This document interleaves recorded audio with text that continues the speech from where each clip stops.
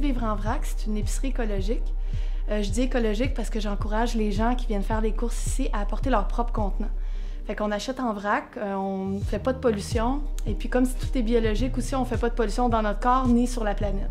Quand je suis arrivée à Val-David, j'ai eu un coup de foudre pour le village, mais je trouvais pas d'épicerie où me nourrir moi-même, puis je voyais que c'était vraiment un besoin. Fait que c'est vraiment un mélange entre le besoin dans la communauté, puis ce que j'avais développé à travers d'autres entreprises. C'est vraiment le mix de ces deux choses-là ensemble là, qui m'ont dit « Ah, c'est ça que je pars, je suis décidée, c'est le bon concept ». Dans le démarrage d'une entreprise, les difficultés sont beaucoup plus au niveau personnel de comment je me sens par rapport à mon entreprise que des difficultés de faire rouler, d'avoir du succès. Parce que ça, depuis le début, je suis assez chanceuse, je pense que j'ai bien fait ma petite étude de marché, puis ça va bien. Mais c'est vraiment de gérer les émotions par rapport aux périodes un peu plus creuses où on perd confiance. Ça m'a surtout appris à, c'est drôle à dire, là, mais à respirer par le nez, puis à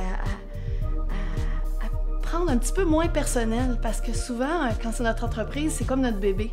Puis on prend ça tellement à cœur que des fois, ça nous bouscule émotionnellement. Fait que moi, ce que ça m'apprend, c'est de prendre du recul, de me prendre des pauses, de respirer et puis de me détacher face à mon travail. Souvent, on a peur que l'entourage nous dise « Oh non, c'est risqué, ça réussira pas », mais vraiment, j'ai eu beaucoup de support, d'encouragement, parce que je pense que les gens autour de moi voyaient que j'étais allée chercher les outils que j'avais besoin, j'avais des contacts, et puis je travaillais déjà un peu dans le domaine. Quand on a la piqûre, on l'a pour vrai, puis moi je pense même à d'autres projets d'entreprise futurs, fait que je suis contaminée, là, j'ai la maladie de l'entrepreneuriat.